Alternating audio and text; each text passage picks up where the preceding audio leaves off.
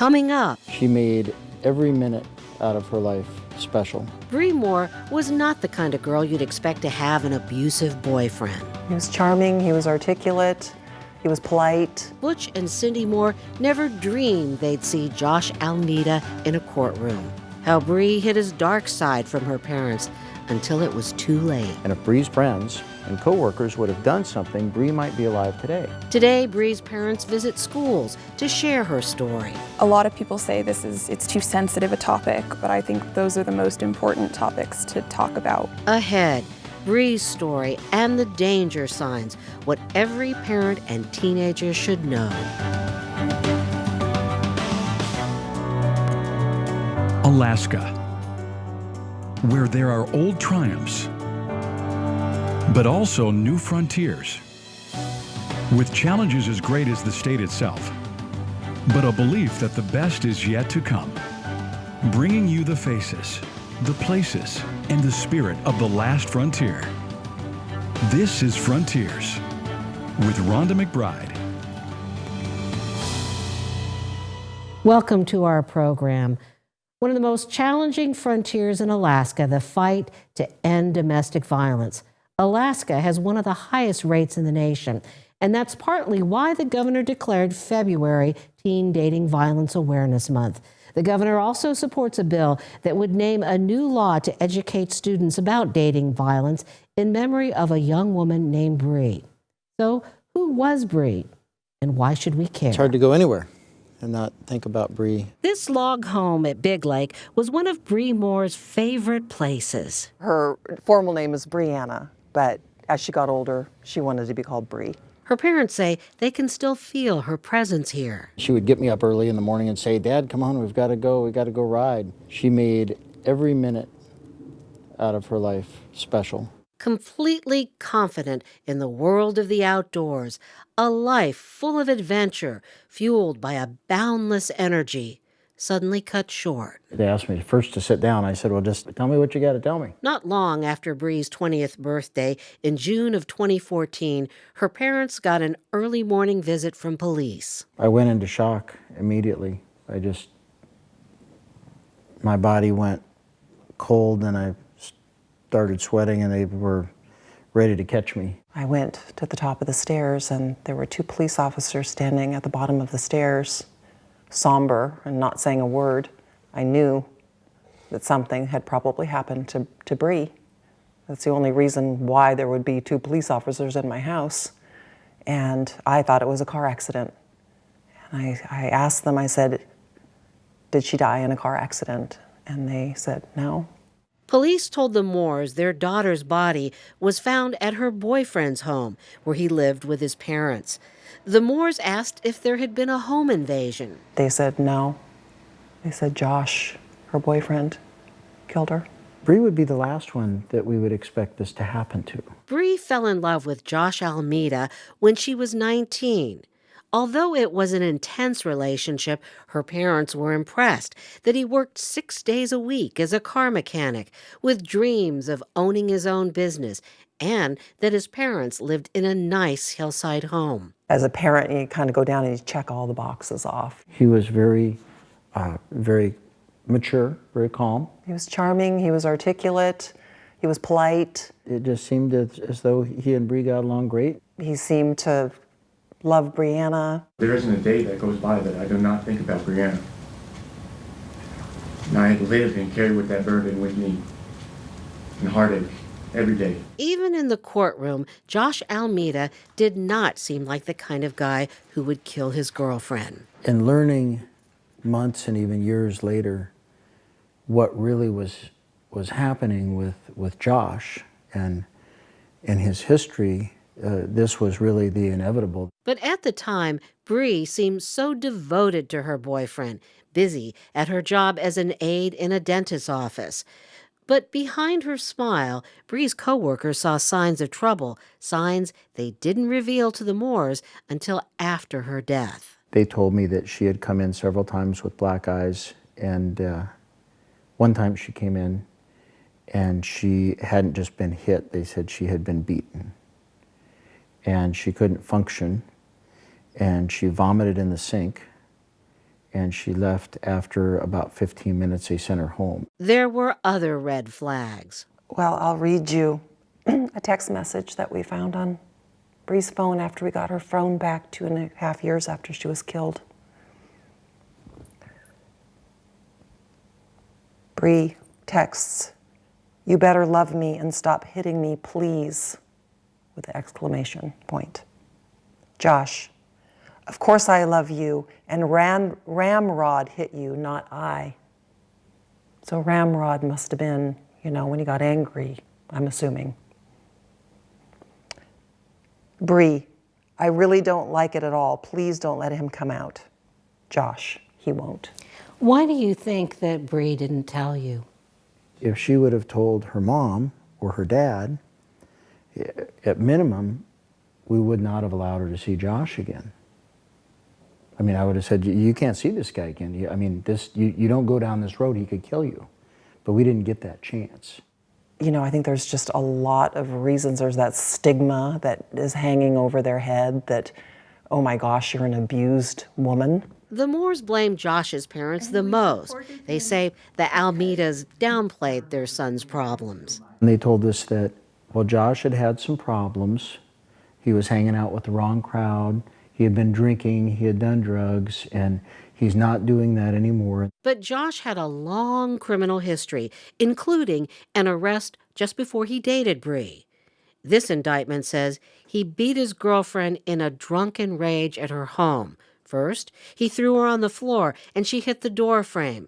Then, grabbed her by the hair and dragged her across the living room, where he punched her in the head and hit her with a mirror in the rib cage. After he passed out, the girlfriend sought help from Josh's mother, who came to the home and cleaned up the crime scene. Josh was later acquitted. They failed to tell us of the incident with his prior girlfriend. They failed to tell us he was a convicted felon. They failed to tell us that they had taken multiple guns away from him and that he probably did have a gun at that time. The night Bree was shot in the head and killed, Josh's mother was home, but didn't call 911 until 2 hours after her death. Josh initially told investigators it was an accident and denied knowledge of the stolen handgun used to kill Bree. All he ever received for those crimes was a slap on the wrist. In my opinion, this was a complete failure of the criminal justice system, a failure that ultimately led to my daughter's death. The Moores say there is also the failure of parents and schools to educate children about teen dating violence, which needs to change. Because if we saw our friend choking, would we just walk away and say, I don't want to get involved, and let them die? Of course not. We're going to help them. We're going to give them the Heimlich maneuver. We're going to save their life. But I think the biggest part is that parents can talk to their kids and say, you know what, this is not okay. How many kids know what to do if your friend is in an abusive teen dating violence situation? That's why the Moores have launched a statewide campaign that includes these posters with information to help young people find answers. So you've learned a lot over the last few years. Very painfully. Yeah, extremely painfully. In a nutshell, what is it that we have to tell our young people about dating violence? It's real. It's happening. And we need to do something to change that. And we haven't actually said, if a boy hits you or hurts you, you can come and talk to me about that. If you're in an unhealthy relationship, we can talk about that. What's healthy, what's not healthy? Is this calling you 50 times in a day? Is that healthy? They never have to put up with controlling, abusive behaviors by their dating partner, ever. It's never acceptable. And they can talk to their parents. Why should we care about Bree? Because it will be your daughter next time. It will be your sister or your friend or your coworker. Friends don't let friends drive drunk, and friends don't let friends get beat up and assaulted. Bree's life may be over, but her story brings light into a dark world we are only beginning to understand. And if it can happen to Bree, it can happen to anyone. We called Josh Almeida's parents. His father, Philip, declined to comment and said the court record speaks for itself. Ahead, lessons learned and lessons shared. Teaching this in schools is a good time when kids are so impressionable. Don't be afraid to save someone's life. Bree's Law, how the Moores have taken their campaign against teen dating violence into the schools. Last year, the legislature passed a law called the Alaska Safe Children's Act, which requires schools to teach children about sexual assault and other abuse. This year, there's a bill in the House to rename part of that legislation Bree's Law. Bree's parents believe it'll make a difference. When Josh Almeida was sentenced for the murder of his girlfriend, Your Honor, we brought Brianna with us today. a reminder of what was at stake. We wanted to show the court what we have left of our sister. But Bree has risen from those ashes in an unexpected way. Her death is an example that we as a society can and must do better. It's a dark secret. Children, teens don't understand that love shouldn't hurt. The House vote on Bree's Law came on Valentine's Day. With a vote of 38 yeas and 0 nays, House Bill 214 has passed the House. The hope? The law will put a face on the problem of dating violence, one that students can relate to. She's just like you, just like all of us. Bree loved life. Butch and Cindy Moore's message, dating violence can happen to anyone. Part of it is that Bree didn't know what to do, and her friends didn't know what to do. Neither Bree nor her parents recognized the signs of an unhealthy relationship, like when her sisters asked Bree about her Facebook page. How come your Facebook page is down? Josh says she doesn't need a Facebook page. She doesn't need to be communicating with anybody else. She's with me. And we've realized that this controlling, obsessive behavior is exactly how it starts. And you know what? It's not okay. A lot of people don't even realize, that a lot of things they're doing in their dating relationships are not very healthy. Things like, texting our boyfriend or our girlfriend like 200 times a day and asking them, like, where are you at?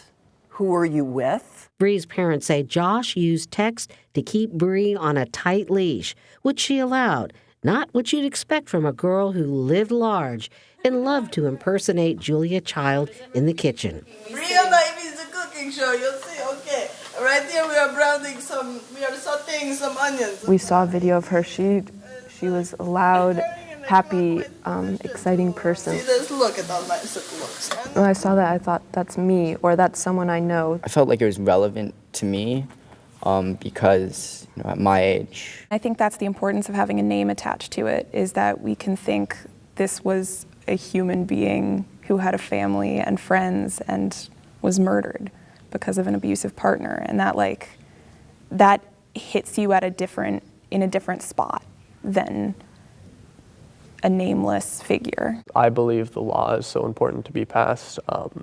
When you have it named based on something that happened, it carries an emotional value. My heart goes out to Bree's family. Butch and Cindy Moore's heart goes out to the students, and through Bree's story, they connect. Don't be afraid to save someone's life. And if Bree's friends and coworkers would have done something, Bree might be alive today. Bree's Law is scheduled for a Senate Education Committee hearing on Wednesday. Also, if you have some questions about how to find help, or if this program makes you feel traumatized, we have links to these resources at breeslaw.com, and you can either call, text, or chat. It's all confidential. And joining the conversation shortly, Carmen Lowry and Jennifer Baker on how to break that cycle. We talk with our kids about all kinds of things: curfews, driver safety. But do we talk with them about healthy relationships? Well, joining us to help us get started on that conversation, we have Carmen Lowry, who is head of the Alaska Network on Sexual Assault and Domestic Violence in Juneau, coming to us from our sister station in Juneau, KTVA. And we also have Jennifer Baker, who works with the state. She's the Adolescent Health Project Coordinator. So let's start off with this. You know, from your experience, Jenny, what does teen dating violence look like? What I've heard from youth, for one of the examples, is my boyfriend threatens to get me drunk, so I'll have sex with him. Another way would be a physically abusive situation, like Bree was talking about, or the Bree story. Someone puts you down, blames you, or embarrasses you in public, trying to control who you see, where you work, trying to control your finances, trying to control who you see as far as your family, pressuring you to have sexual intercourse, access to birth control or condoms, and also if you see, an opportunity for someone who is doing this to other people, there's opportunities to help change their behaviors as well. Another piece is someone forcing you to send sexual pictures that you don't want to send. So it has a whole range. Carmen, I want to go back to the text messages that went back and forth between Josh and Bree. He actually had, and we'll show this up on the screen, he actually had a nickname for the violence. I mean, what does that tell you? Well, I think it's very disturbing. I think that by having a name for the violence allows for someone to distance themselves, to say, well, that's not me, that's not who I am. It also allows for a victim or the person in the dating relationship to differentiate, because when it's good, when you have a good relationship, it's really good. It's just when those bad things happen, that's what people don't like. So it makes it very confusing for a person. Well, we have some numbers from a statewide survey of students from the 9th to the 12th grade. I'd like to put some of those up on the screen. Now, they have gone down. We have a physical dating violence graphic for you with some numbers. We also have sexual dating violence, and those numbers have gone down. So, what does this say? We'd hope it says that what we're doing is potentially working, which is a lot of really great education in schools, a lot of great education in community partners, and a lot of increase in conversations between supportive adults and young people. Conversations that include, what would your perfect relationship look like? And what would you not put up with? Or what does abuse look like? Some of those questions. Well, a lot of times there is a lot of blame surrounding this because we just don't know why these things happen. We can't be as tuned in or always know what to do. I mean, how do we get past the blame, Carmen, on this and start focusing on solutions? Yeah, that is critical to get to that point. And one, going back to what Jenny was talking about, is to really provide opportunities for there to be supportive conversations. So to provide opportunities to listen to young people, to let them know that this is not their fault. And then for adults to remember, it's our responsibility to provide a protective environment for children. So, for adults, it's about, again, listening to children. It's about working with school officials to establish policies that are protective of children. And it's also going into the legislature and say, what can we do so that we create opportunities so kids don't feel like they're all alone in this situation, that it's their responsibility to stop the violence.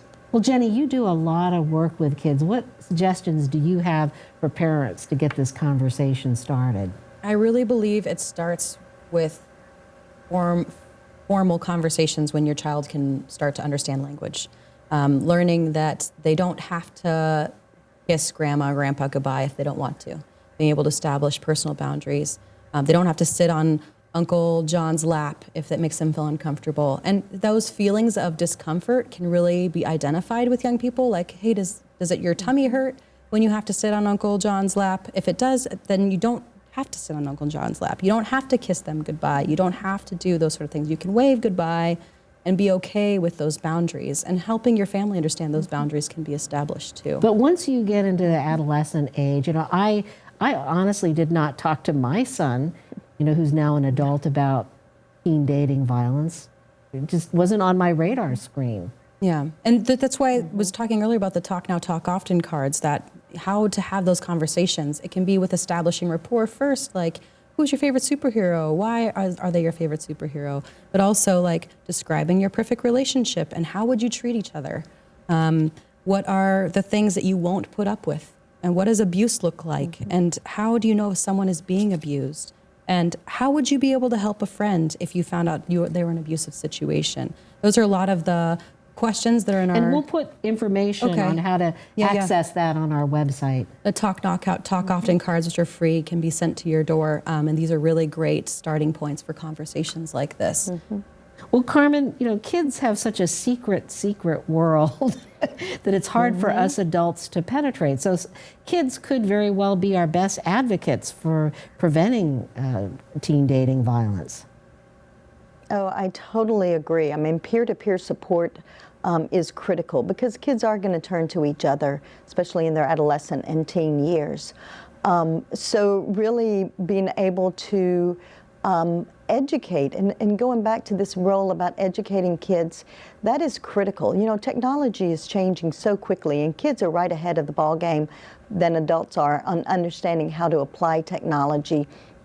They don't always understand the implications of technology. So really working with kids to say, this is what technological stalking looks like. No, it's not reasonable to have 200 texts. No, people should not put spyware onto your phone. No, people should not be monitoring your Facebook and trolling you. So it's really about educating kids so that they have the skill set that they need, because kids are super intelligent and they're really able to make some decisions about about how they want their world to be. So it's how do adults support them in doing that. We're going to put some information up on the screen where you can go and get some help. And Jenny, you were kind of concerned that this program might trigger some trauma in people. Thank you for bringing that up. Yeah, I feel like that there is a lot of information out there about how Bree was murdered, and I feel like that can be triggering in someone that has been in an abusive relationship. And to know that there is help out there. Loveisrespect.org can give you a really great support mechanism. Also, you can call them at the number listed on the screen here. And also to be able to talk with somebody, to do things that you feel are therapeutic for you, whether it's breathing exercises, taking a moment to take a deep breath, and also being able to talk to somebody that cares about you and wants to chat about this information is important. Carmen, finally, in wrapping things up here, what do you think is the most important thing that we should remember in this issue?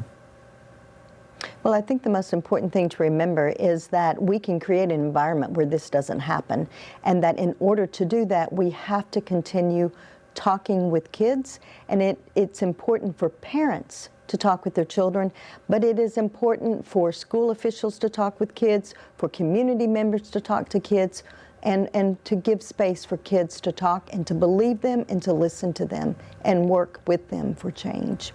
And that's, I guess, the key thing is getting kids to understand that you will believe them. Well, thank you so much, both of you, for joining us. Well, this is a conversation that we need to keep on going. Thank you for being a part of it today. We'll see you next week.